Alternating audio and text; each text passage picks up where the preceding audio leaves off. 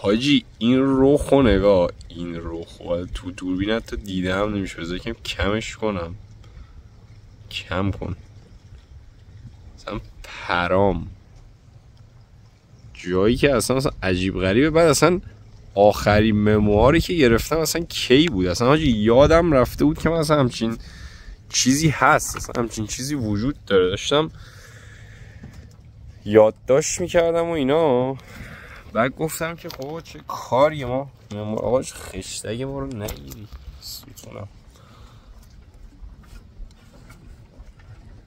خشتگ البته بخشی از انسانه دیگه، یعنی اوکیه حاجی. امیدوارم گوشی نیفته و داستانم درست باشه و صدا بیفته و عجب حاجی چقدر گذشت و یعنی اصلا من چند وقت بود اینو نگرفته بودم، یعنی فکر کنم بیشتر از یه سال اینا میشه. و اصلا میدونی اینا رو خب من برای خودم میگیرم دیگه، یعنی مثلا اینجوریه که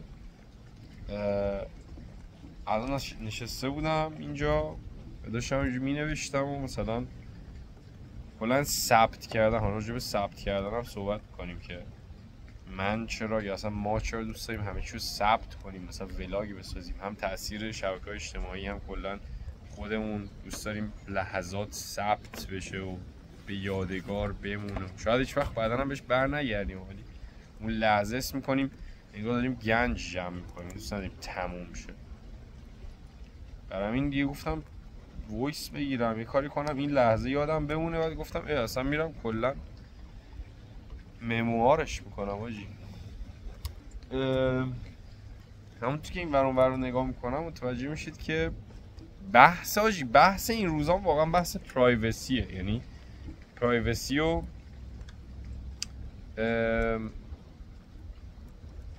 اینکه فضای خودتو داشته باشی، اتاق خودتو داشته باشی و مثلا یه جایی باشی که آدما نبینن. چون وقتی میدونی یکی داره نگات میکنه اصلا انگار ناخودآگاه مثلا رفتارت انگار یه تنشی روته دیگه، همش اون خود مثلا اوریانت نیستی. حالا بگذاریم الان 16 فکر کنم 16 جون 2025 یا 15 یا 16 فکر کنم 16 جونه. من الان کجام؟ یه کمپ تابستونی ام به اسم مینیووی و عجیب غریبه اصلا اینجا. اصلا این کاری که کردم عجیب غریبه برای خودم. یهویی شد اصلا نمیدونستم چیه، اصلا قراره چه اتفاقی بیفته، چی قراره انتظارشو داشته باشم. بعد دیگه چیز کردم و یه جاب پستینگ بود، یه آگهی گذاشته بودن، یه اپلای کردم و اومدم. مثلا عجیب غریبه حاجی. من همیشه اینجوری بودم که من میخوام ببینم مثلا سفید پوستا و مثلا وایت ها چیه زندگیشون. ببین همیشه اینجوری بودم که نمیگم دروغ نیست، یعنی درسته واقعا. چون میدونی مخصوصا ماها چون تو ایران بزرگ شدیم همش یه جوریه که انگار دنیای غرب برامون خیلی چیز بزرگی. دارم تمرین میکنم که پاز بدم، صحبت یواش ادامه پیدا کنم. بعد حاجی میدونی من اصلا این نکته ای که بود این بود که همیشه مثلا از بچگی فکر نمی‌کنم حالا بچگی مثلا یه سنی همش وقتی اصلا به شهرت و نمیدونم معروف شدن و پولدار شدن اینا فکر میکردم، همش تو ذهنم تو کتم نمی گنجید که این اتفاق قراره از طریق ایرانی ها اتفاق بیفته. همش اینجوری بودم که من باید مثلا، چون اینجوری بودم که تعدادی حساب کنی هم از کمالگرایی میاد، مثلا جامعه ایرانی کافی نیست، باید کل جهان منو بشناسن. اینجوری بودم که آقا من باید یه حرکتی بزنم بقیه بشناسن و اگه من بخوام یه جوری با بقیه کانکت شم باید از جنس اونا باشم. و این آزارم میداد که چرا مثلا من از بچگی مثلا نیومدم اینجا. که حالا این هی باید نگاه کنم کسی نه، چیزی هم نمیشه کسی بیاد، ولی میدونی آدم دوست داره راحت باشه.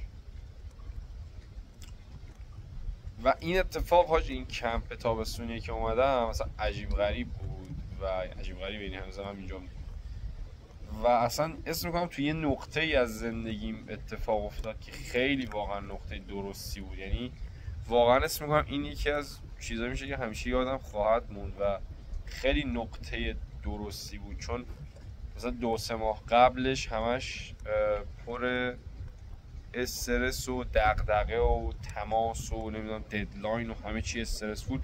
اینجا همه چی ولنگ و باز و مثلا طبیعت و من همش توی شهر شلوغ، الان اینجا طبیعت و آب و این خفن و اینا و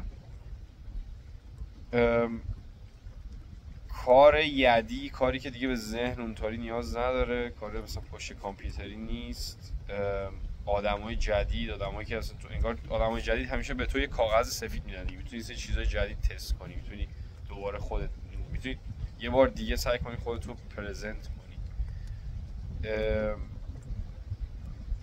بعد این قضیه که مثلا این با چیزاست، با این سفید پوستاست خیلی باحاله و خیلی چیز عجیبه، خیلی باحال. حس می‌کنم نه شاید انقدر پادکست مهراتی دارم گوش دادم اینجوری حس می‌کنم یا صحبت کردنم شبیه شده یا دارم ادا در میارم که شبیه صحبت کنم، نمیدونم کدومشه، بینش این چیز. حاجی بخوام بگم از اتفاقاتی که افتاده، ببین یه سال الان از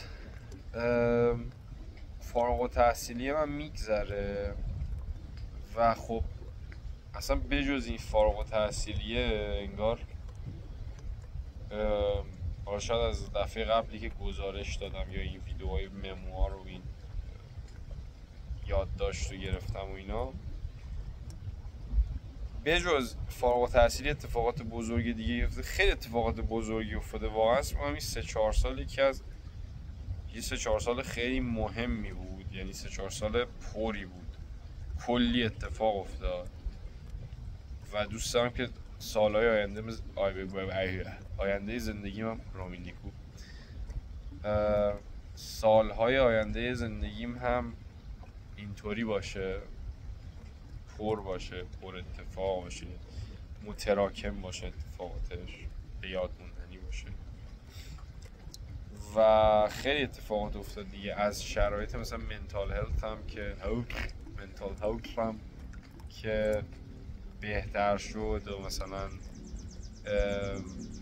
خیلی چیزا رو اوکی کردم و اینا، تا با خیلی چیزا کنار اومدن، تا حتی این دوری و دوستیه خیلی چیز عجیبی بپرسید از خیلی کسا حاجی. دوری و دوستیه خیلی چیز خفنی بود، یعنی اینکه از این سری آدما تو ایران دور بودم باعث شد حتی رابطه من باشون بهتر شه، با یه چیزا رو به من فضا بده که بفهمم یه سری چیزا رو یاد بگیرم، مثلا خانواده، نمیدونم شرایط اینا.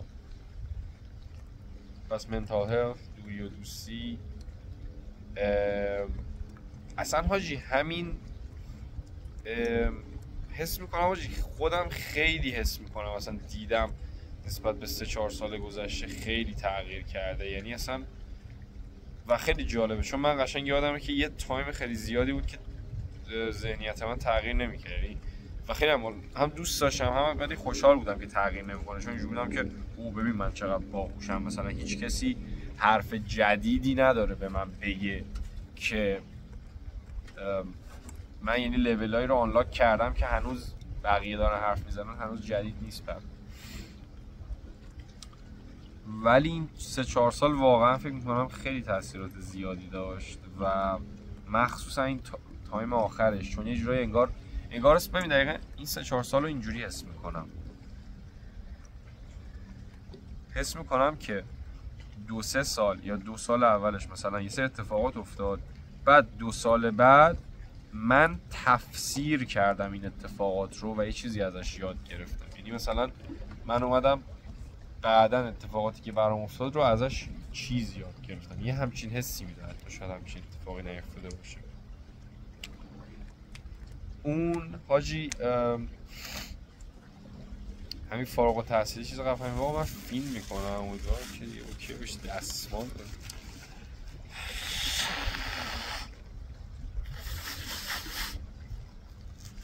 خیلی باله. مثلا اینجا فیلم کردن اوکیه، حتی آروغ هم آجی اوکی، مثلا ملت آروغ میزن، من خودم نه فین اوکی هم مثلا جلو بقیه فین کنم ولی آروغ نیستم. حتی فینم مثلا اونجوری تو صورت یارو فین کنم ولی مثلا یه روز جلو یه آروغ میزن حال نیستیه، من نیستم و حالا ایش راجبش بحثم کرد چرا. ولی آقا آره graduation و اینکه من فارغ التحصیل شدم چیز خفنی بود اسم میکنم که الان که بیرونشم باید میدونی به خودم یادآوری کنم که چیز خفنیه. چرا؟ چون 2 سالی که واقعا من داشتم درس میخوندم خیلی استرس زا بود حاجی. یعنی الان میدونی هی وقت یادآوری کنم به خودم که بدونم و خیلی استرس زا بود. بذار من زاویه این دوربین رو عوض کنم. این وقت عجیب غریب خفنه حاجی. این ملت هم رفتن. این خیلی باحاله. اینجا چند تا اسکله داره. یه دونه اسکلهش اینجاست، یه دونه اسکله اینجاست، یه دونه اسکله اینجاست. این جونیور کمپ، اون بویز کمپ، اون گرلز کمپ. همه الان اونجا بودن و نشسته بودن و دیگه چیل کرده بودن ولی من دیگه حوصله نداشتم دیگه. خیلی امروز همش با جمعیت بودم. اومدم این غروب آفتاب خفن رو نگاه کنم. بذار من یه جست بگیرم اینجوری. آراجی غروب آفتاب نگاه چه خفنه. من گفتم دیگه بیام اینجا دیگه اینجا باشم و یکم فکر کنم و چون اینجا هم حاجی میگم حالا راجع اینم بیشتر ما صحبت میکنیم. این کمپه و اصلا که اومدم این کمپ و اینا خب از نظر حالا مالی اونقدر چیز مثلا خفنی که نیست میدونی. بیشتر برام یه حس این که اومدم اینجا فکر کنم میدونی. اومدم هم یه کاره هم اینو دارم ازش به عنوان تایم استفاده میکنم که مقدار به زندگیم به کارهایی که میخوام فکر کنم مثلا انرژی بگیرم دوباره برگردم. یعنی هم دیتاکس هم یه تایم برای فکر کردن پلن ریزی و اینجور چیزاست. آره حاجی خلاصه داشتم اینو گفتم. آره 2 سالی که گذشت خیلی 2 سال واقعا سختی بود و 2 سال عجیب غریبی بود. تموم که شد اصلا یه قشنگ یادم حاجی. مثلا یادم 2-3 هفته بعدش که تموم شده بود هنوز من صبح استرسی داشتم که الان خواب نمونم الان جام. چون 2-3 بار همین اتفاق برام افتاده بود که مثلا من هیچ وقت خواب نمیموندم و روز سخت ترین پروژه معمولا هم وقتی تا شب کار میکنی اینطوری میشه. تا دیر وقت کار میکنی صبحش خواب میمونی. خواب موندم مثلا استرسش تا چندین هفته واقعا با من بود. اینا رو من جمع کنم. سلام تیم، سلام شبیه امیر تا تموم شد. چرا میگه لازم آره حاجی 2 سال عجیب غریب بود. استوریج گوشی مفته دیگه. این فضای گوشی مفته همینجوری داریم ضبط میکنیم. بذار ببینم میتونم آیا این بیفته تو آب. یعنی من خیلی ناراحت میشم اون کتابه بیفته تو آب. این کتابه که shout out to میم 3 نقطه کسی که اینو خریده دمش گرم. یه دونه ای ستونم. این رفیقای حاجی رفیق الان راجع اونم صحبت مثلا عجیب غریبه. کانسپت عجیب غریبیه.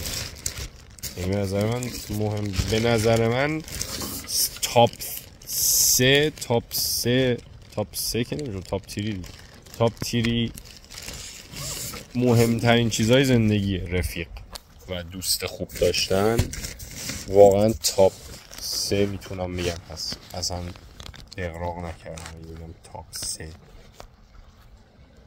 الان فکر کنم بده. آره حاجی خلاصه این اتفاق افتاد.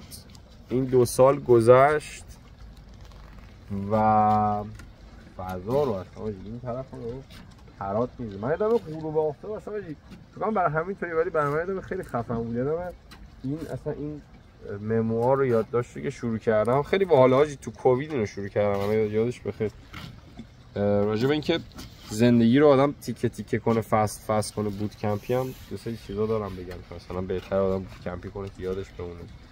ولی مثلا اینو کووید من استارت زدم و روی سقف خونمونم بود و یادم خیلی اونجا هم چیز خفنی بود. و میدونی مثلا اینجا که اومدم تو این کمپ دقیقا به همین چیزا دارم فکر میکنم که چه چیزاییه که واقعا منو خوشحال میکنه و اونا رو مثلا در طول زندگیم، در طول روزم، در طول هفتم بگنجونم. مثلا آقا من اگه مثلا از یه جای بزرگ که غروب آفتابم توش باشه لذت میبرم، تقریبا این چیزیه که میتونم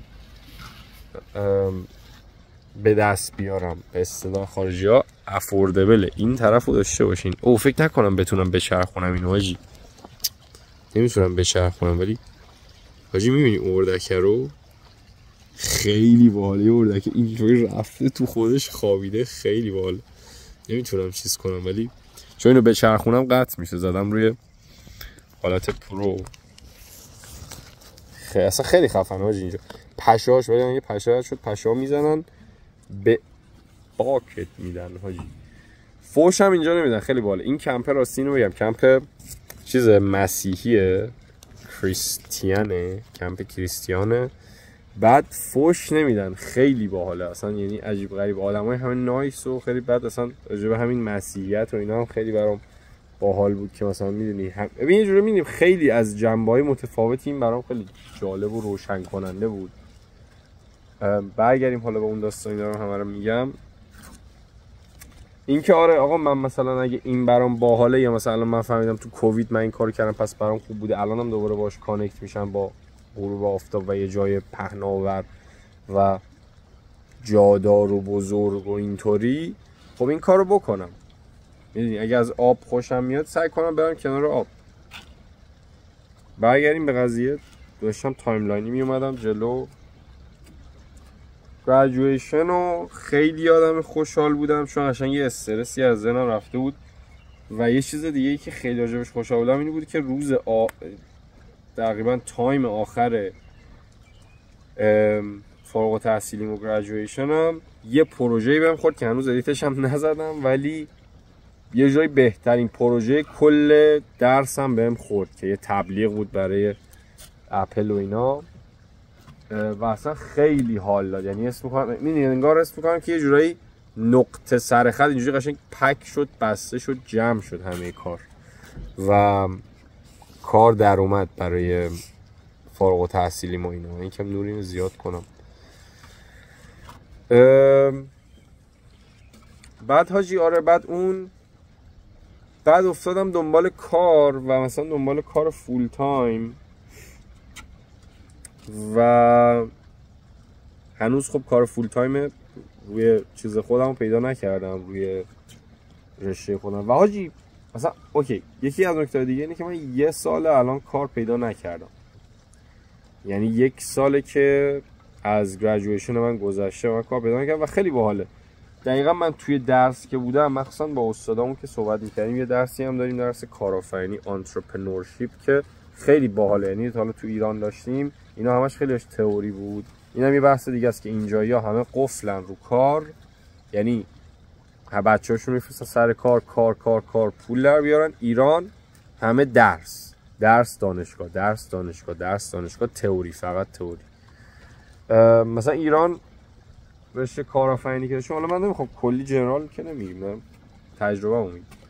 مثلا کارآفرینی فقط تکست بود، همینجوری فقط میخوندی. اینجا واقعا طرف میشست رزومت رو نگاه میکرد، آقا این رزومت خوب نیست بفرست. و حالا این استادمون خیلی به من میگفتش که تو احتمال اینکه کار بگیری خیلی بالاتره، خیلی بالا سری میگیری و اینا. و یعنی من مثلا یه جوری اینطوری بودم که آره من گرفتم.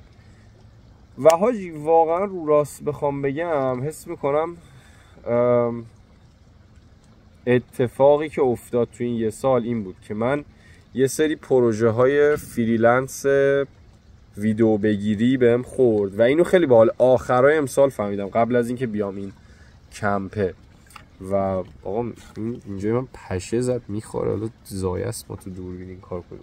یه اون نفیدم طرف توی اینجا با میز همه میشینیم کنار نیمکت‌ها غذا میخوریم، احمدی نژاد بود، طرف یه دستشو کنیم تو داشت میخوام، گفتم داداش چی کار داریم؟ فجوی من تنها مثلا فعلا ولی میان دارن تنها خارجی اینجا، تنها خارجی که مثلا جزو معدود افرادی هم که موهام مشکیه، اینقدر همه اینجا وای تنهایی.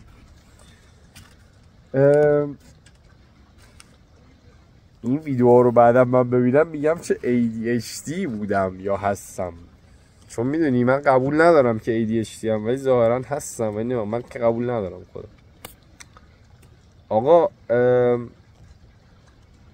آره 1 سال گذشت حاجی، فکر کنم دلیلی که من کار، ولی میبینی یادم میمونه حرفم، دلیلی که کار نگرفتم فکر کنم این بود که چیزای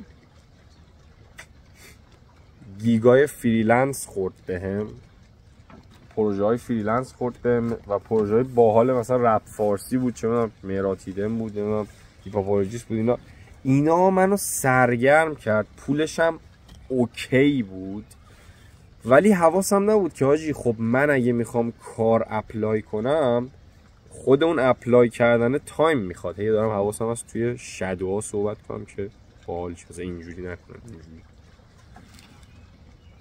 کار اپلای کنم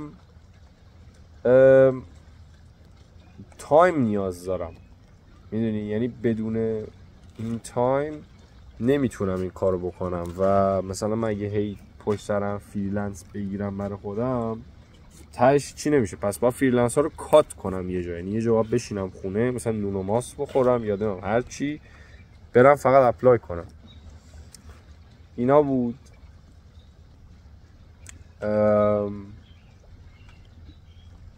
بعد اینا بود، پس مثلا 1 سال بعد اولش مثلا اون 3-4 ماه اول خیلی محکم مثلا اپلای کردم، بعد یکم مثلا اینجوری شدم که حالا وایسام ببینم جوابش میاد چی میشه، بعد دیگه اپلای نکردم، فقط پروژه‌های فریلنس انجام میدادم، بعد دوباره اپلای کردم، این شل و صفر کردن جواب نمیده. و به جز اونم فکر میکنم مثلا خیلی هم میخواستم که یه جاب مثلا اون جایی که میخوام باشه، میدونی اون کمپانی که میخوام باشه و نزدیکم شدم، یعنی با خیلیا اصلا رفتم به همون کمپانی که میخوام و مصاحبه هم حتی گرفتم، مصاحبه حتی با اینکه مثلا من فکر می‌کردم فقط باید اونجا کارآموزی بدم، در این حد خوب بودم یا رزومم خوب بود که مصاحبه هم رفتم، ولی حالا تعریف خود میکنیم یهو میریم. و اینا منظورم اتفاقاتی که افتاد دارم. ولی فکر می‌کنم اتفاقی که بعد اینجا افتاد این بود که من چون کار ندارم یواش یواش این فشار مالیه از اون دور، اول تو دوری داری کار اپلای میکنی میاد یهو میریزه رو، برای همین تو باید یه کار معمولی داشته باشی یا یه کار داشته باشی هر چی هست، یه پولی بیاد، بعد حالا آقا هر کاری میخوای اپلای کن و اصلا هر کاری میخوای بکن و فلان و اینا. این اتفاق افتاد. بعد از این کمپینم قرار بود از می، جون، جولای، آگوست از می، جون، جولای، آگوست بیام، ولی آگوست و میشو گفتم که نمیام، برای اینکه میخواستم بشم جاب اپلای کنم، بعد فکر میکردم که یه سری کنسرت توی آگوست و می هست که حالا نبود یا کنسل شد اینا، ولی به هر حال مثلا میخواستم برگردم چیز کنم. اومدم اینجا دیدم بد کاری هم نکردم، چون دو بخشه این کمپه، یه دونه اسپرینگ کروه که الان توشیم، یه دونه سامر کروه. توی اسپرینگ کرو یعنی تیم تابستونی، تیم بهاری کمتریم، مثلا 20 نفریم، 40-50 نفریم، کارگری نمیدونم اینا رو ببند و نمیدونم باحالا، ولی منظور باحال اینا رو بذار، نمیدونم چمن بزن، با چوب اره کن، سقف رو درست کن، از اینجور کارا که خیلی هم باحال بود برای من، مخصوصا منی که مثلا یکم از این کارا فاصله گرفتم، همش کارم ادیت و ویدیو و اینا بود و تو داونتاون تورنتو صدا شلوغ، یهو بیا اینجا، میدونی تو این فضا ما داریم کار میکنیم و چیل، کار چیل، نه کاری که رو ددلاین و مثلا بودو مثلا تون کار کن و فلان و اینا، اینطوری بریک میدن، هی تون اسنک میدن فلان.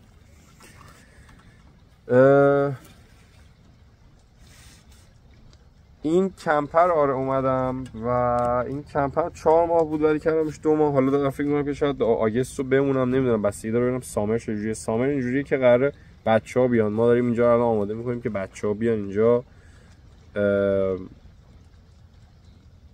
بعد مثلا قراره همه جا مثلا قراره 100 نفر اینجا، 100 نفر اونجا، 400 تا بچه، 100 تا خدمه قراره اینجا باشه. برای این نمیدونم که مثلا سامر باحال قرار باشه که یه ماه دیگه بمونم یا نه، ولی فکر میکنم قطعا اصلا یکی از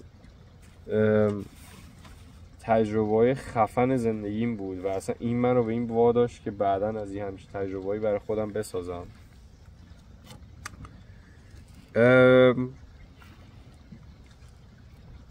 این از این. آره واقعا الان اینجام، یعنی این نقطه هستم و قطعا یه سری چیزا برام خیلی روشن‌تر شده. قطعا میدونم که مثلا حسم نسبت به کار گرفتن و کار و اینا چیه، اصلا کار چقدر مهمه تو زندگیم و الان چه چیزایی داره رو حسم تاثیر میذاره. مثلا من اینجا وایسادم، این که داره یه پولی میاد تو حسابم چه تأثیری داره روم میذاره، این که کار دارم چه تأثیری داره روم میذاره، کار ندارم چه تأثیری. راجع به اینا خیلی دارم فکر میکنم. فکر کنم خیلی به نقطه خوبی رسیدم، خیلی فکرم روشن‌تر و بازتره. حس میکنم خیلی کمتر خودم رو قضاوت میکنم. خوشحالم که از این سری آدمایی که باعث میشدم من ذهنم هی به قضاوت خودم بره دور شدم و حس میکنم بیشترم حتی باید ازشون دور شم و اصلا هیچ اشکالی نداره که مثلا آدم دوری و دوستی انتخاب کنه. آره گفتم اینجا نشستم اینو بگیرم. این لحظه واقعا باحالی بود. الان نمیدونم هفته دوم سومه که منم این ولی میشم با هم سایستی، اصلا معلوم نیست هفته دوم سومه، نمیدونم کدومه، ولی گفتم که این ویدیو رو بگیرم بعد یکم صحبت کنم. بعد اصلا ذهنم خیلی راجع به همین ویدیو گرفتنم خیلی باز شد، چون اینجا که اومدم به خودم گفتم که کلا گوشی رو بذارم کنار، با هم تماس نداشته باشم که این کارو کردم، هم ویدیو نگیرم. چون حاجی من روانی شده بودم دیگه، از همه چیز هر لحظه به لحظه ویدیو میگرفت. بعد این مدت گفتم ویدیو نگیرم حاجی، که ببینم اصلا ذهنم چیه نسبت به ویدیو گرفتن یا نگرفتن.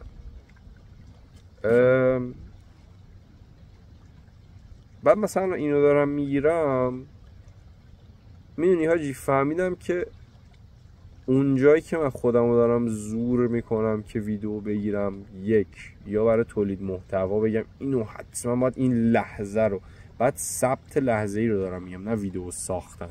نه اینکه مثلا من پلن کنم برم یه ویدیو بسازم، نه مثلا یه روز وقت بذارم بگم امروز وقت ویدیو ساختن، نه اینکه من دارم یه کاری رو میکنم مثلا اون کار سخته و ویدیو رو هم گذاشتم مثلا همزمان دارم میگیرم، بعد وقتش هم ندارم مثلا ادیتش کنم. فکر میکنم اون خیلی حس بدی بهم میداد. ولی حس میکنم ویدیو گرفتن به این روشی که من میخوام خودم رو به اشتراک بذارم برای خودم اول، اینکه بعدم برگردم بهش، بعد برای اینکه اصلا همین حرفا رو که میخوام به بقیه دوستام یا بقیه افراد بزنم خودشون بیان ببینن دیگه، نیاز نباشه بفرستم. و اصلا این حس اشتراک گذاری و اینکه میدونی مثلا که مثلا تو خودت برای خودت که نمیتونی جوک بگی بخندی، تو دوست داری کنار دوستات یه چیزی رو به طنز بگیری که بخندی.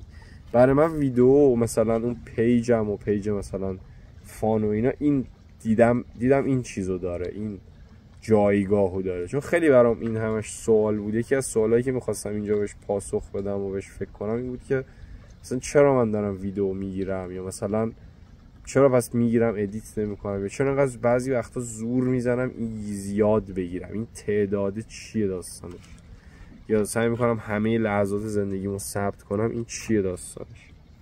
که اینجا حس میکنم یواش یواش دارم به یه صلحی بهش میرسم که بفهمم این برای خودمه و این یه جورای روشیه که انگار دوستان وقتی اینجا نیستن هم من با از طریق این ویدیو دوستان میارم اینجا طنز اجرا میکنم، طنز رو تو اون ویدیو ضبط میکنم، اشتراک بذارم. یعنی هم یه لحظه خوبی دارم اینجا وقتی دارم این ویدیو رو ضبط میکنم انگار دوستامو آوردم، هم اون ضبط میشه بعدا فرستاده میشه و واقعا به عملم تبدیل به خنده و اینا هم برای دوستام تبدیل میشه.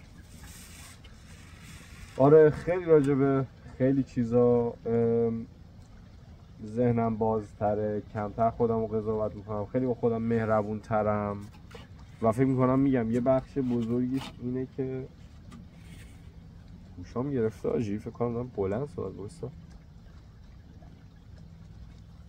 آره آجی فکر میکنم یه بخش خیلی بزرگیش به خاطر اینه که خب مثلا این سری چیزا رو یاد گرفتم و این داستانا، ولی یه بخشیش هم به خاطر اینه که واقعا با اون آدمایی که منو قضاوت میکردن خیلی کمتر، واقعا خیلی خیلی خیلی کمتر در ارتباطم و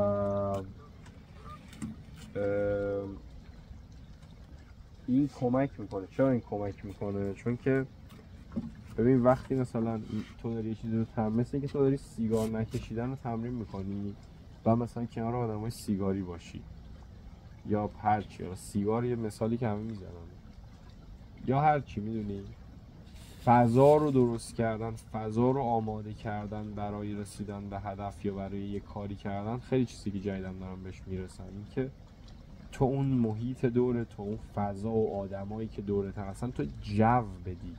مثلا دارم به این فکر میکنم که از این جوگیر شدن، چون من خودم آدمیم که خیلی جوگیر میشم، گفتم خب از این چرا استفاده نکنم، خودم رو توی جوی بذارم که میخوام. و اینکه خودم رو کمتر قضاوت میکنم، با خودم مهربون ترم و مثلا تو فکرام هی نمیگم حالا ویدیو گرفتی که چی، یا اون حرف اونجا زدی که چی، به فلانی اینو گفتی ناراحت شد. کمتر این کارو میکنم و فکر میکنم این حاصل اینه که خب من با از اون آدم ها دورتر شدم. خیلی خوشحالم برای دیگه. میگم حاجی واقعا این حس خیلی باحاله، این حسم خیلی حس باحالیه که من خیلی وقت بود حالا قبلا اینو نداشتم که وقتی مثلا تنها میشدم یا اینجا میشستم خب ناراحت بودم، مثلا دپرس بودم.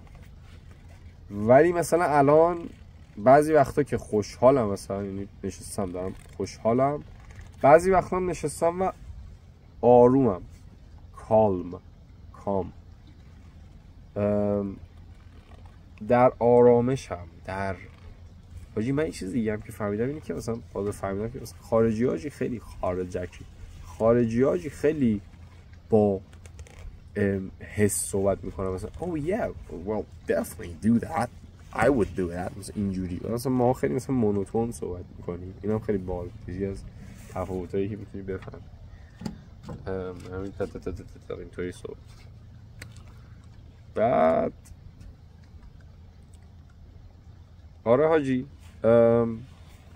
آره مثلا الان که اینجا تنها هم مثلا اوکی هم، این خیلی چیز خیلی مهمیه برام. بعد اصلا باز میگم یه چیز دیگه که باش روبرو شدم و خوب بود، چون میگم باز به خاطر کمالگرایی اصلا نفهمیده بودم که اینقدر اومده بودم توی یه جاده دیگه ای که اون جاده برام دیفالت بود، اینجوری بودم که آره دیگه اینطوریه دیگه.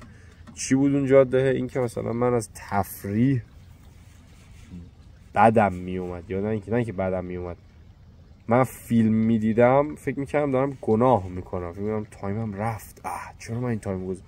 این تایمه خیلی برام چیز شده بود، مهم بودن، 10 دقیقه هم از دست ندم. ولی دوباره اینجا فهمیدم، یعنی برگشتم و کانکت شدم به یه چیز بالانس، و اصلا این کلمه بالانس و این کلمه تعادله خیلی جدیدن دارم بهش میرسم. هر چیزی تعادل خیلی مهمه. تو ماچ بودن، خیلی زیاد بودن، اکستریمیست بودن، زیاد بودن، تندرو بودن ضربه میزنه.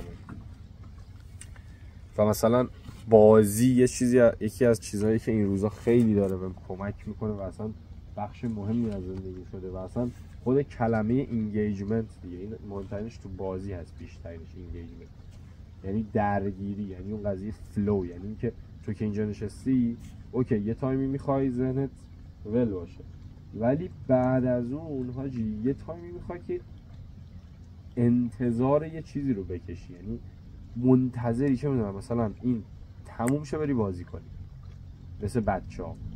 این من فهمیدم خیلی چیز مهمیه، مثلا حداقل برای من، و اینو با تفریح و بازی و اینجور چیزا استارتش زدم. یعنی حالا دم آذرخش مکی، دکتر مکی هم گرم، اینجور ویدیوها رو من همه اینا رو از اون یاد گرفتم و ویدیو میذاره تو یوتیوب. و اینکه آجی تو اول مثل یه ماشین که میخوای مثلا هولش بدی استارت بخوره، اول با بازی ببین تو اولین چیزی که میخوای براش انتظار بکشی بگی خدا کنه امشب بشه مثلا این چه میگه امشب بشه مثلا سریال ببینیم یا بازی کنیم، با اون استارتش میزنی و یواش یواش تو دوست داری مثلا پاشی که چیز کنی، مثلا کار کنی، دوست داری پاشی که پروژه رو تمومش کنی و این تمرین دادن ذهن. یکی از چیزایی که این روزا میگم خیلی برام باحاله و کمکم داره میکنه بازی کال آف دیوتی موبایل. شات اوت تو بچه‌ها یل و بگم آخه معلوم میشه اسمش، یل و مول، یل و مول، یل یلان و مول، دوتا عزیزان و استاد گور اینا رمزی دارم صحبت میکنم، اینا عزیزانی هستن که ما کال آف دیوتی موبایل باشون میزنیم و خیلی داره حال میده.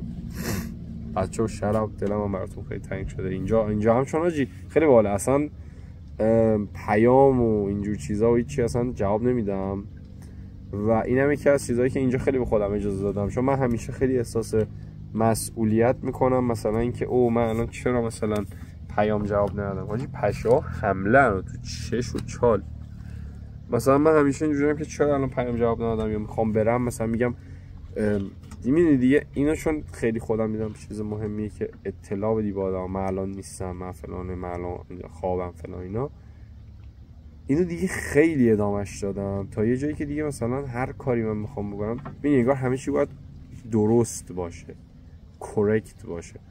اینجا اینجوریام که اصلا نمیخوام درست باشه، اصلا میخوام مثلا چون طرف پیام داد من جواب ندم، یا قبلش هم با اینکه بازم هنوز کرکت باشم گفتم ولی میخوام جوابم ندم مثلا نادرست باشه.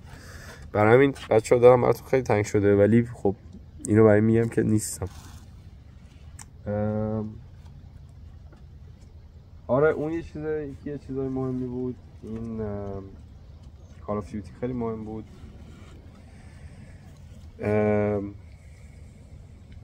یه چیزی میخواستم میگم فکر کنم یادم نه، معمولا یادم نمیاد راجی برمیگردم ولی این فکر کنم آره یل یلان و گور و دارم تکرار میکنم یادم میاد یا نه. آره حاجی بازی خیلی چیز مهمی بود. این روزا کال آف دیوتی موبایل میزنم. اینجا یه چیز دیگه باحالش هم همین، من خیلی چند وقت قبل از اینکه بیام اینجا اینجوری بودم که من یه تفریحی باید برای خودم پیدا کنم که تکی باشه، مثل والیبال و اینا هم دوست دارم ولی باید جمعیت جمع باشه و همه چی دست به دست هم بده و فلان. گفتم خب اوکی من نشونه گیری خیلی دوست دارم، بعد دیدم تیر کمون آرچری خیلی من دوست دارم. وای این چه خفنه، این میلرم با ای آی برمیداره. رجی ای آی رو ببین، من اینجا هم اینجوریم که اصلا 2 ماه اینجا من همیشه بعد تا قبلش ای آی رو رصد میکنم اینجوریم که او تو این 2 ماه ای آی قراره چقدر خفن باشه، برگردم یهو عقب افتادم و فلان. فوما هم خیلی چیز بزرگی.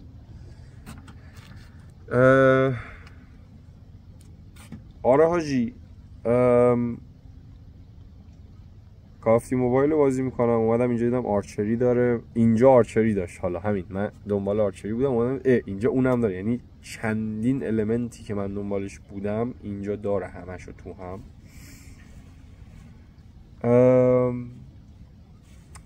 دیگه اون خیلی الان 2 تا شونم آسیب دیده و اینجا هم خب خیلی حواسم هست بهش و مثلا اینجا یکی از چیزایی دیگه هم تمرین میکنم این نگفتن، اینکه آقا من اینو نمیتونم بلند کنم، این کار نمیتونم بکنم فلان، حس پرشر رو مثلا فشار روت احساس نکنی که من حتما باید، حالا که همه دارن نگاه میکنن و همه دارن میگن یا همه دارن این کارو میتونن انجام بدن منم باید بتونم. این یکی از چیزای دیگه از شونام اینجوریه و این یکی از مثلا اسمم یکی از چیزایی که مثلا به هپینس هم کمک میکنه، مثلا به شادیم، یا اصلا یکی از چیزایی که من داره عقب نگه میدارم شونه هامه. مثلا حس میکنم در مسیر خوب شدنش وقتی هستم، یا اصلا وقتی که اسم دیگه خوب شده، یا مثلا دارم رو بدنم کار میکنم، یه چیزیه که خیلی به حس خوشحالی میده. بعد دیگه بذار این اسپری ها من داشتم حاجی، سلاتین خود ترسناک شد. یواش یواش هم برگردیم دیگه، تاریک شد. 40 دقیقه هم صحبت کردیم، پادکست باشه. بذار اسپری حاجی چیه داره میزنه اصلا، درد گرفت از روی لباس. مگه میتونی میخوری بزنی؟ یه لحظه بود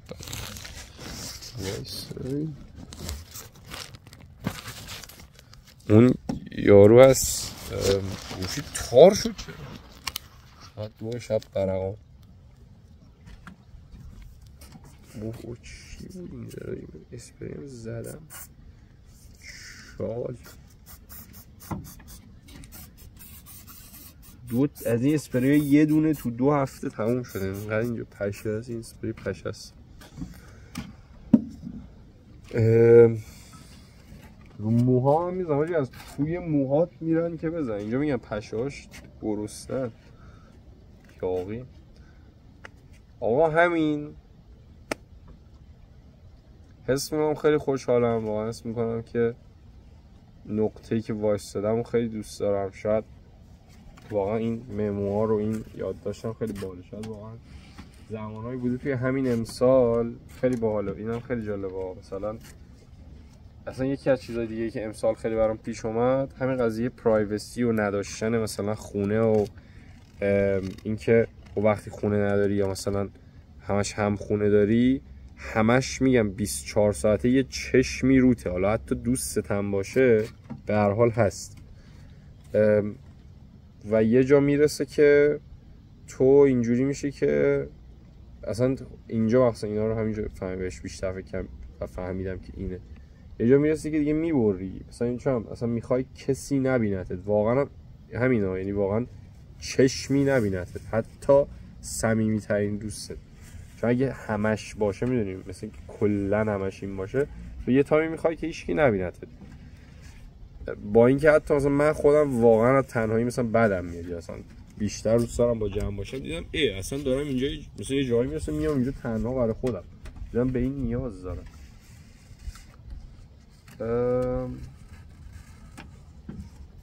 این از این واقعا از اون جایی که وایستادم و خیلی دوست دارم. حس میکنم با حرفایی که میاد تو ذهنم، قبلا این حرفه میومد، یه حرفی میومد تو ذهنم مثلا اینکه الان تو داری اینجا صحبت میکنی، اون و اونا نشستن صدای تو رو میشنون، تو چرا فارسی داری صحبت میگن، تو قولی مثلا اینجوری داری میچرخی برای خودت اینجا، مثلا قضاوتت میکنن. این فکره گنده میشد. الان خوشحالم که یه فکره میاد، بذار تو سایه صحبت کنم، یه فکره میاد، یه پاسخ هم مثل کانورسیشن، یه پاسخ هم بهش میاد، مثلا میگه نه خب مثلا چه قضاوتی. و این چجوری کار میکنه؟ من میگم آقا من خودم انقدر آدم با درکیم، مثلا سعی میکنم رو درک کنم. فکر کن من خودم اونجا بودم، من این آدم این رو درک میکردم دیگه. پس اگه اونا درک نمیکنن مشکل از اوناست، باید بتونی درک کنی و درک کن. مثلا این یکی از راهایی که کمک میکنه، نه اینکه آره مثل نارسیسیست و خودخواه، ولی منظور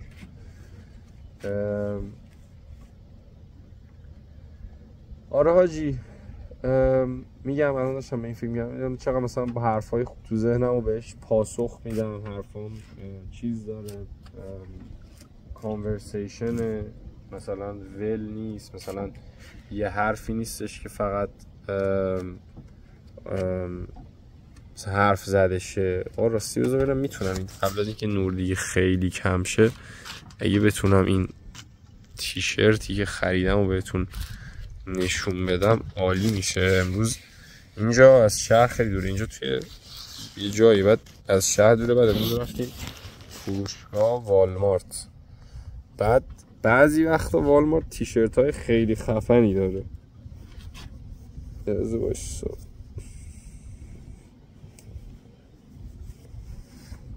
نمیخوام چون کامل دارم، ولی حاجی نگاه خیلی خفنه. نمیدونم بعد خیلی بالا اومدم، بعدا دو دل شدم گفتم این بهتر نبود طرح اینور باشه. ونومه، نمیدونم دیده میشه، امیدوارم دیده شه دیگه. ونوم این ورشه، خیلی چیزه مثلا یهو دیدمش مثلا اون وسط مثلا تو طرحهای داغون، مثلا یهو چیز تو والمارت مثلا $13 خیلی خفن. به قول بچه ها اینجا بهش میگیم it's so hard، مثلا یو that's a hard مثلا تیشرت میخندیدیم میگیم it's so hard it's the hardest it's hard hard میخندیدیم. مثلا با از این خوشحالم مثلا اینجا چند تا دوست پیدا کردم تو همین مدت کم، یا مثلا این صداهایی تو ذهنم و بهش پاسخ میدم، حرفامو میزنم مثلا قاطع ترم، مثلا یه چیزی رو میخوام نمیگم نه خب الان من کیم، خودمو بهش ارزش میدم، چون یه بخشی از قاطع بودن و اسرتیو بودن از این میاد که نه تو حق نداری بگی، یا تو گفتی نشد راه درستش، چون ذهنت اینطوری یاد گرفت قهره خودتو بزنه، نه ولی راه درستش اونو بزنه، یعنی برو بگیر، نه اینکه قهر کن که بیان بهت بدن، برو بگیر. اینو خیلی دارم تمرین میکنم، خیلی خوشحالم که در واقع این اتفاق داره میفته. راجع به خیلی چیزا تو ذهنم بهترم، میگم واقعا اسم میکنم موقعی بوده که این مموار یا این یادداشت رو وقتی داشتم میگرفتم خوشحال نبودم واقعا. خودم یادم میاد که حالا مموارهای قبلی یا حتی توی همین امسال مثلا واقعا حاجی میگم نقطه‌ای بوده قبل همین رسما قبل همین کمپ بوده دیگه، مثلا نقطه‌ای که خیلی مثلا من ناراحت بودم یا مثلا خیلی مثلا حالم خوب نبوده، همش اصلا دلیلی که میخواستم مموار رو بگیرم این بوده که ثبت کنم ببینم که ببین چه روزی داشتی و حالا مثلا شاید بعدش یه روزی مثل امروز میومدم میدیدم چه روز خوبی بوده. مثلا اگه بخوام تایمای سختش رو بگم، یادمه تایمی که خونه‌مو میخواستم بدم خیلی تایم سختی بود، همش خیلی به این فکر میکردم که چرا من الان خونه ندارم و مثلا الان هم خونه دارم و این چه وضعی و فلان و اینا. یادم میاد کار مثلا کارهایی که اپلای میکردم بعد مثلا میرفتم بالا میرفتم و هی امیدم بالاتر میشد هی مثلا مصاحبه میگرفتم، بعد یه کارا رو یه ایمیل میومد که تو نگرفتی. یادم میاد اون موقع واقعا دورانایی بود که اولش شاید اصلا خودم واقعا اینطور بودم که نه برام مهم نیست، حتی الان واقعا مهم نیست، همش هم این که اپلای کردن خودش برام باحال بود و اینم خدا رو شکر این چیز خوبیه، چون خود اپلای کردن اگه برات باحال باشه، خود یه کاری بدون صرف نظر از پاداشش، خب این خیلی خوبه دیگه.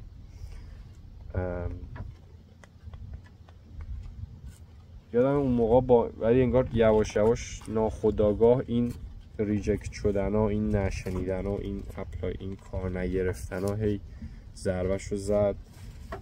یادم تایمایی بود آره واقعا خیلی ناراحت بودم. یادمه که گریجویت که شدم تابستونش که داشت تموم میشد داشتیم میرفتیم توی یعنی همین مثلا الان تابستونه فکر کنم همین موقع پارسال داشت تابستون تموم میشد میرفتیم توی پاییز و بعد دیگه مثلا وینتر و اینا یعنی زمستون و اینا. یادمه که نه هم به خاطر فصل و هم کلا خیلی ناراحت بودم، یعنی یه جوری انگار اینجوری بودم که مثلا نشد و مثلا یه تابستونم گذشته و فلان. یا تایمایی بوده که همین سر مثلا پروژه های مثلا کنسرت هایی که داشتم و اینا خیلی استرس داشتم، حالا حتی اگه ناراحت نبودم. ولی واقعا اسم میکنم جایی که هستم الان این نقطه خیلی نقطه باحالیه، مثل همین یعنی این فضایی که داریم میبینیم، این چیز خفنی که اینجا هست، این سینری که اینجا هست، این منظری که اینجا هست، حسم واقعا عین همینه، واقعا میتونم بگم، یعنی خیلی آرومه، با اینکه حتی خیلی چیزا هنوز برای من ببین درست نشده، مثلا من هنوز الان چیزی عوض نشده، من کار نگرفتم، حتی مثلا یه سری چیزا پندینگ دارم، یه سری‌ها رو از کارام منتظرم که پولشو بگیرم یا مثلا چیزای مختلف، ولی حس من حس خیلی خوبیه، مثل همین آبه، خیلی حس روونیه، خیلی حس غیر خشنیه، خیلی حس آرومیه، خیلی حس ساکتیه، صدای ماشین نیست، زیباه، مثل این بزرگه، واقعا حسم مثل این طبیعت الان اینجا. و خوشحالم واقعا از این جایی که هستم، خوشحالم. حتی این رو هم در جدیدن سعی میکنم خودم توش قضاوت نکنم، چون همیشه فیلمونا میبینی اصلا لایه داره، یعنی مثل شبکه چیزها، مثلا یه چیزی رو تو از یه طرف بکشی از یه طرف دیگه هم بکشی، خب خیلی محکم و وسط میمونه دیگه. چیزهای مختلف باعث میشد که من اینجوری فکر کنم، مثلا چی، مثلا که من الان میام از خودم یه چیزی رو میگم من از این خوشحالم یا ممنونم یا حسم خوبه، این که بگم من خوشحالم حتی تو ذهن من و تو فرهنگ من و تو چیزایی که من یاد گرفتم و چیزایی که تو ذهن من پر شده و اینا چیز بدی بود. چرا؟ چون چون اصلا نگاه حاجی جدی، مثلا حالا بجز این به فرهنگ خودمون ایران نگاه کنیم، آقا امیر ماشاءالله چاق شدی یا فکر کنم ساخته بهت، یعنی اینکه یه چیزی بسازه بهت چاق بشی بده، اصلا خیلی عجیبه. یعنی حالا بجز این اصلا فرهنگ و این تو فرهنگ هست دیگه. این فکر میکنم اینو خیلی دارم بهترش میکنم، خیلی باش تو صلحم، این که اوکی من الان حسم خوبه، همه چی هم خوبه، منم عالیم و این عالیه، یعنی من میتونم خوب باشم، حق هیچ کسی رو نخوردم، دارم پوز نمیدم، دارم این رو اعلام میکنم برای آدمایی که آمادن این اعلام منو بشنون، مثل دوستان، مثلا نمیدونم یکی داره غرق میشه بگم ببین من بالای آبم، مثلا برای آدمایی که میتونن این رو گوش بدن یا مثلا میتونن دوستان من اینا، اینو دارم میگم. با این خیلی به صلح رسیدم و چیزای جالب، این چیزای ریز و درشت جالب اینجاست. مثلا چیزی که یادم اینجا بگم، مثلا ما اینجا کلا بذار یکم راجع به کمپ بگم که اصلا چیه. خب حاجی ما چهارشنبه کار میکنیم تا یک شنبه، دوشنبه و سه شنبه آفه، یعنی و فکر کنم به خاطر اینه که مثلا آخر هفته هم کار کنیم که چون آخر هفته بعضی وقتا اینجا بهش میگن پروگرام اومده، یعنی آدم میاد، با این که هنوز اسپرینگ کروه ولی آدم میاد اینجا، مثلا بچه ها میان، بعضی وقتا با آدمای بزرگ میان و اینجاشون کریستیانه، مثلا شما از یه چرچی مثلا 10 نفر میان یا اینجا، مثلا از اون کامیونیتیشون میان اینجا کار میکنیم. بعد هفته صبح 7:15 صبحونه میخوریم، 10 یه اسنک میخوریم، اسنک مثلا یه کیک یا یه میوه، بعد 12 نهار میخوریم، 3 دوباره یه اسنکی که معمولا یه یخمک و از این قشنگ مثل نوشمک ها و یه بستنی و ایناست، چون یا یه قهوه آیس کافیه چون گرمه، منم که آیس کافی نمیخورم، من خیلی باحال چیز میخورم، فقط خامش رو میخورم، یعنی همون شیرش. بعد کار میکنیم تا 3، پس 3 هم دوباره یه بریکه، بعد 5 شام حاجی تمام، یعنی 5 دیگه، بعد 5 هیچ چی دیگه نمیخوریم، همینجوری بمون 9 الان و خیلی باحاله. من نمیدونم چجوری انگار بدنت تطبیق پیدا میکنه، اون من الان اوکی ام ما. پس اینه و میبینی همین مثلا همین قضیه که منو دغدغه غذا هم میشه دیگه مهم میشه، مثلا من اونجا خودم با غذا درست کنم، هی این دغدغه غذا نداشتن، نمیدونم الان من اینجا دغدغه پول ندارم چون اینجا پول رنت نمیدونم دارم، یه پولی هم میگیرم تازه. همین دغدغه نداشتنا حس میکنم این تارا رو از من کشید و منو رها کرد که فکر کنم و اون استرس از روم برداشته شه.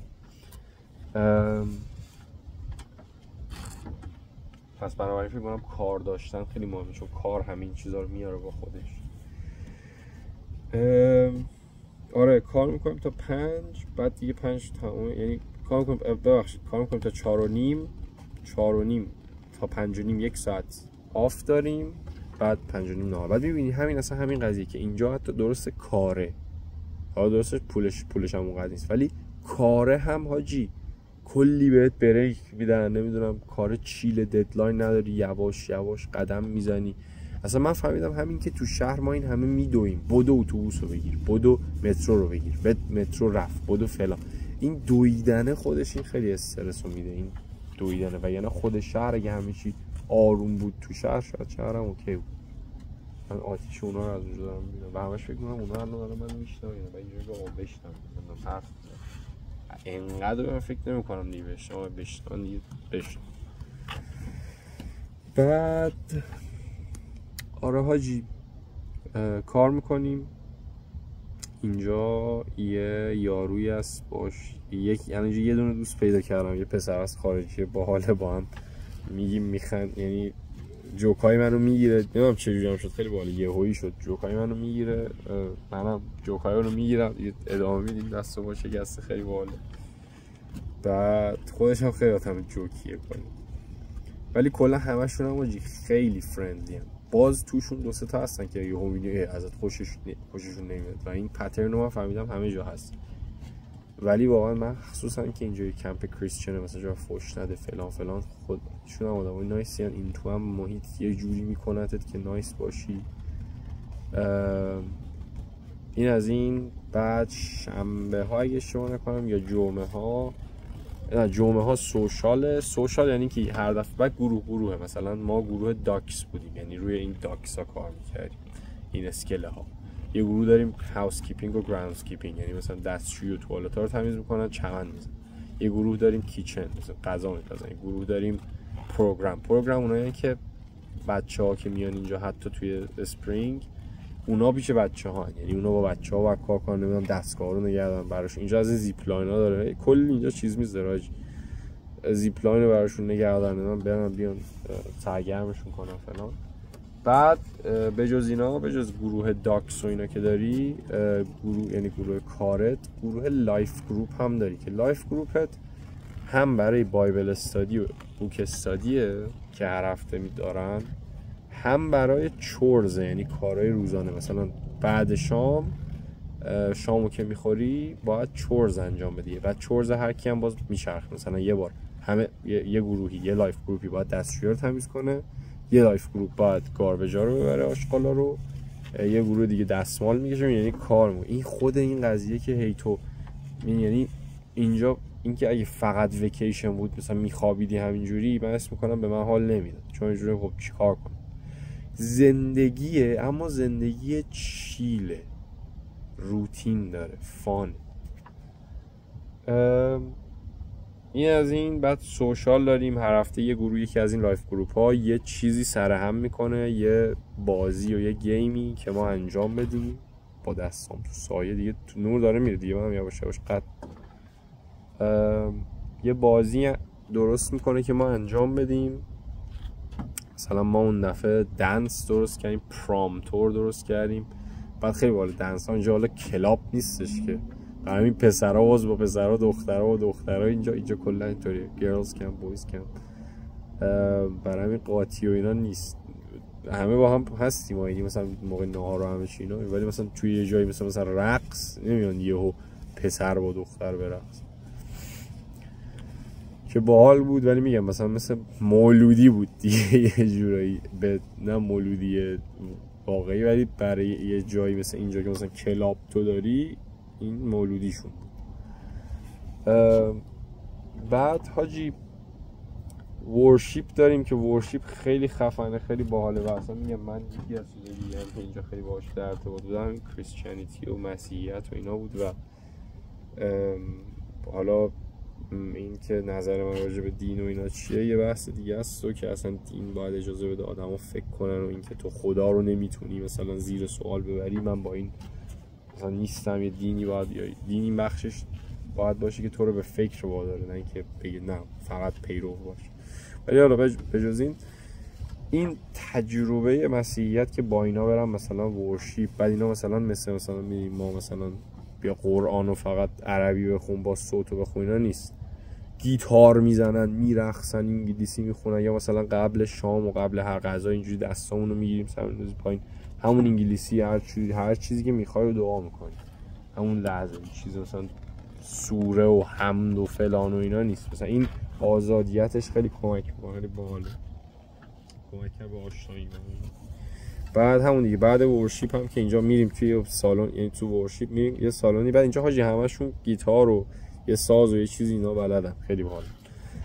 و یکیشون گیتار برمی‌داره میزنه، ما میخونیم اینا Jesus the Lord sing the song of ages to the land all that have been us and all that have been us sing the song of ages to the land. اینجور آهنگا مثلا.